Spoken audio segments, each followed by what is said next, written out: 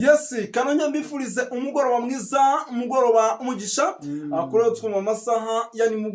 umugoroba umugisha. Akorewe twuma amasaha ya mu gitondo, umugoroba umugisha. Akorewe twuma amasaha yo kugicamunsi. Birumvikana no muri studio kuri mikoro ya Meni Moses, mikoro ya kabiri. Ni Bwana Karemba Aimable. Bwana Karemba Aimable, umeze neza? Meze neza ndakomeye, ndashima Imana Bwana Moses, kandi mboneyeho no gukomeza cyane nsuhuza abakunzi bacu badukurikira hano kuri Duniani Kote TV, abari mu gihugu cy'u Rwanda, amajyepfo, amajyaruguru, iburasirazuba, iburengerazuba bwaryo, ndetse no mu mujyi wa Kigali. Mbahaye icyitwa salute Bwana Moses. Yes, birumvikana muri ano wasaha nimugoroba tugiye kuba tugaruka mu makuru menshi atandukanye arebana n'umutekano, politike na diplomasi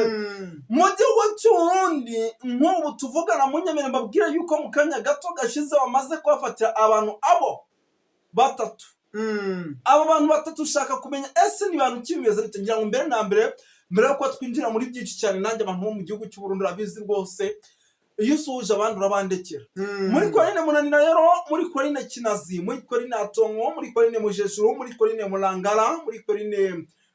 zigiye zitandukanye hano mu gihugu cy'Uburundi, Gitega, Cibitoke, Kirundo, Ruyigi, Gasorwa, mu bice bya za hano rwose Kibira, Kirundo. Tubahaye ikaze by'umwihariko hano kuri Duniani Kote TV. Bari ku mugabane w'Uburayi nabo ntabwo twe twabasuhuze, tubahaye ikaze. Urigi, Amerika, Ufaransa, United Kingdom, tubahaye ikaze by'umwihariko na Canada. By'umwihariko Bwana Karemba Aimable, ngira ngo ni byinshi cyane tugiye kuba dukomozamo twinjiramo.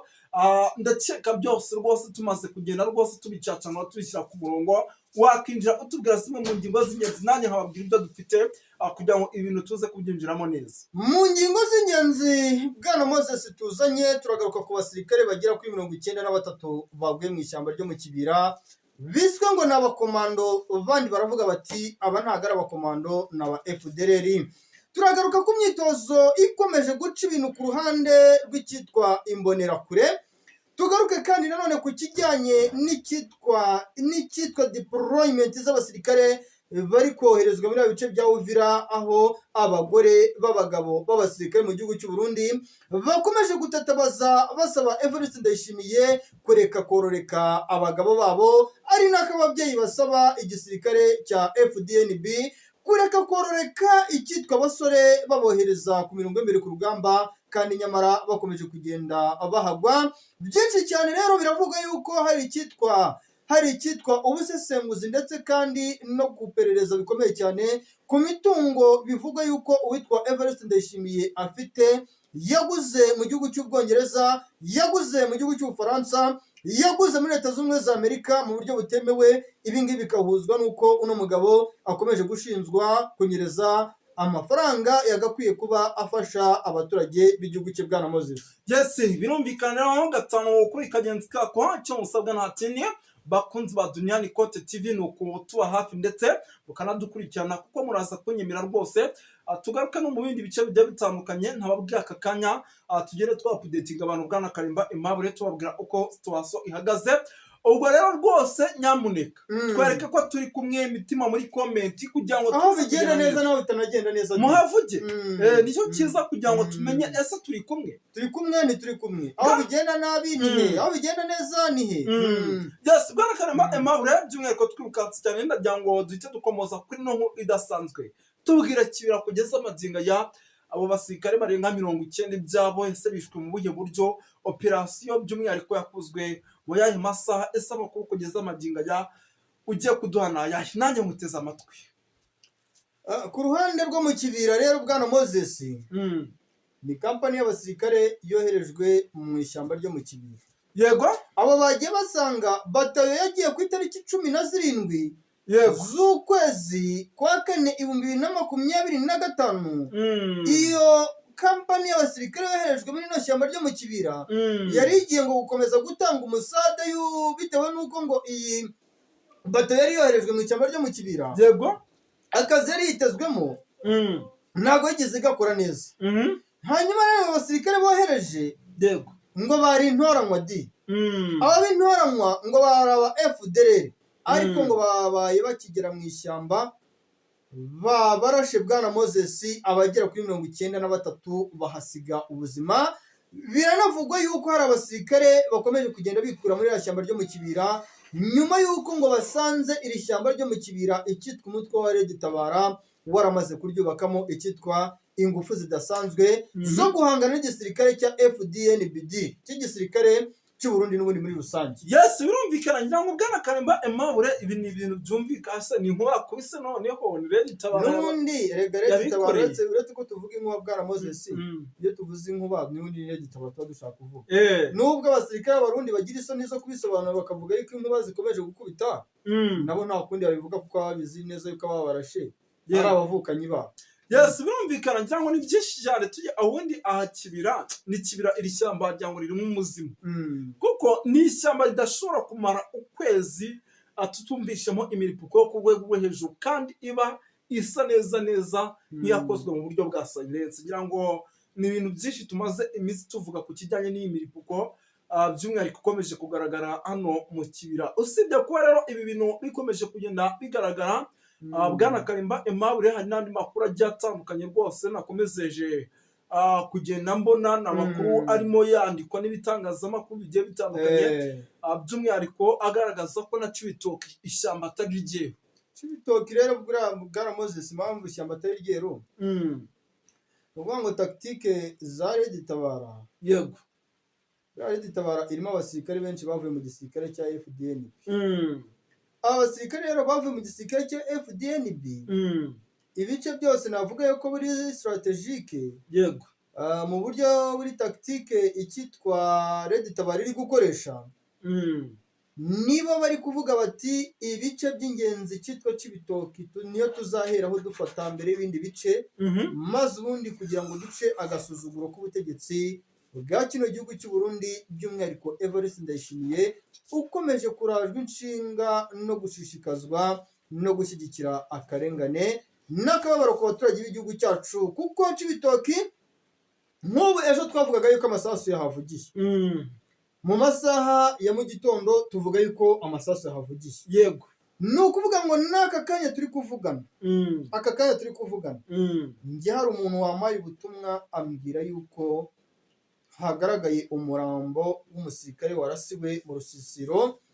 ruri hagati y'amazu yegereye neza cyane aho ikigo cya gisirikare giherereye. Yes, ngira ngo ariko narira shyamba riri hafi y'iki kigo cya gisirikare giherereye buri munsi ngo bahavumbura imirambo y'abasirikare bararaswa cyane rwose ni ibintu buriya ngo kwa gufatira umuturage muri karaga shyamba kegereye ku kigo cya Cibitoke cya gisirikare yego ngo hita wicwa nako kanya.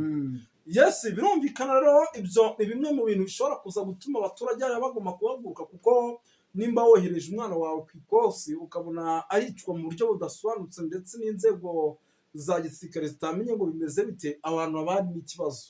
no kuvuga ngo uko byagenda kose ni bimwe mu bintu nyine biba bigomba gutekerezwaho kugira ngo gahunda igende neza cyangwa se ibintu bigende neza muri rusange. Tuve hano rero kuri no nkuru twikomereze amakuru menshi akomeje kugenda avugwa mu bice bigiye bitandukanye by'umwihariko kandi gahunda dufite ni uko updatinga abadukurikira by'umwihariko hano kuri Duniani Kote TV ahubwo twigarukiye gato ku kijyanye by'umwihariko n'inzego za leta zikomeje kugenda zikurikiranaho witwa General Neva ku mafaranga menshi yagiye agenyereza igihugu cy'u Burundi amwe ajyanwa mu mabanki agiye atandukanye atazwi andi akajyanwa gukora ibikorwa remezo mu bihugu bikomeye. Ese Bwana Karemba Aimable mu busesenguzi bwawe ubundi bintu tuze kubyita iki nibyo sibyo bimeze biti? Ku ruhande rw'icyitwa imitungo iri kunyerezwa n'uwitwa Evariste Ndayishimiye yego ibi ntabwo ari ibintu bimaze igihe gitoya biba Bwana Moses ni ibintu bimaze igihe kirekire. Uwitwa Evariste Ndayishimiye abatavuga rumwe n'ubutegetsi bwe bakomeje kugenda bamwikoma bavuga yuko Evariste Ndayishimiye arimo arasahura ubutunzi bw'igihugu. Abavuga rumwe n'ubutegetsi bakavuga bati bakabica amarenga yego batari ko hakwiye gukorwa ubusesenguzi ndetse no kugenzura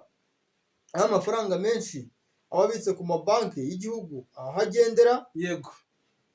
bikanavuga yuko rwose udufaranga tumwe na tumwe Evariste Ndayishimiye adufata akababwira ko atwitisha azatubasubiza ariko ngo abe yatujyanye mu bikorwa bye bibyarira inyungu uruhande rwe cyangwa umuryango we ariko bidafitiye inyungu igihugu cye. Akari nayo mpamvu n'abaturage batuye mu bice byinshi bitandukanye na ejo nari ndimo ndakubwira mu Kirundo ukuntu abaturage barimo barambwira ati biriya atuzanira utuwunga akatuzanira umuceri kaza akadushuka kandi byaramunaniye kubaka amashuri kubaka ibitaro imihanda ntayo ntaki ati ibi ngibi ntabwo tubiyoboye yuko nta rukundo dufitiye ibi rero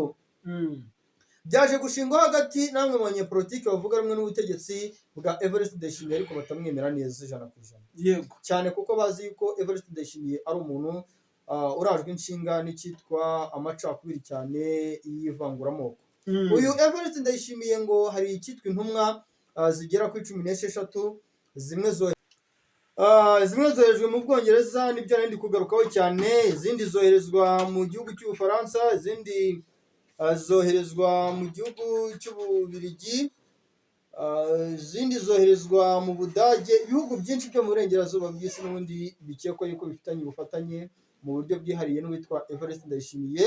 bivugwa yuko Evariste Ndayishimiye atsimbayo ubutunzi nyamuneka yego kandi ngo mu makuru yimbitse izi ntumwa zagiyemo yego zishobora kuba zasanze koko aya makuru yuko Evariste Ndayishimiye hari ubutunzi ahishe muri biriya bihugu ari amakuru yizewe ijana ku ijana ibyo bintu ntibishobora kuza gutuma atakarizwa icyizere kuko nagiye mbona n'abanyepolitiki batavuga rumwe n'ubutegetsi bwe abenshi bagiye babigarukaho bavuga bati ariko twarabivuze nagiye mbibona ku matwita nagiye mbibona ku mbuga nkoranyambaga nyinshi zitandukanye babigarukaho bavuga yuko nta gitangaje kuba bakuvuga ngo Evariste Ndayishimiye afite hoteli 5 mu Bwongereza cyangwa mu Bufaransa cyangwa no mu Bubiligi cyangwa mu Budage ukabona yuko ibintu bitoroshye habe na gatoya kandi ibintu bikomeje kugera binavuga yuko n'amakimbirane ari hagati y'igihugu cy'u Burundi n'igihugu cy'Ububiligi biranavuga yuko ari hoteli imwe yagwatiriwe n'igihugu cy'Ububiligi nyuma y'uko igihugu cy'Ububiligi gitanze inkunga ku ruhande rw'u Burundi ariko inkunga ku byo bari bemeye ntibabikore yes ibyo bintu biraza gutuma abaturage bakomeza kumugirira icyizere ku ruhande rwa Evariste Ndayishimiye we icyizere yamaze kugiterwa ubu ngubu 100% rwose Evariste Ndayishimiye nta baturage be nta cyizere na gitoya bamufitiye uretse kubirebera aho ngaho wenda bakavuga bati ni perezida arayoboye ibyo avuze byose tugomba kuvuga ati ndi afande ariko ku ruhande rwose rwa Evariste Ndayishimiye abaturage bo bamaze kumutakaza icyizere tunavuye wenda muri ubwo ubushakashatsi buri gukorwa ku mitungo atsimbye mu bihugu byo mu burengerazuba bw'isi cyangwa n'ahandi ariko biranagaragara yuko uno mugabo nta rukundo afitiye abaturage be uretse kubororeka anababeshya yuko bari mu mage bari kwitegura guhangana n'umwanzi cyane aho agaruka ku gihugu cy'u Rwanda ariko bikavuga yuko aba ari igihu aba ari gushyira mu maso abaturage be kugira ngo babone yuko bije ngari iri gushyirwa mu bya gisirikare kandi nyamara atariho ino ngingo cyane yuko abaturage bari mu gahinda amafaranga bagakwiye kuba babona abafasha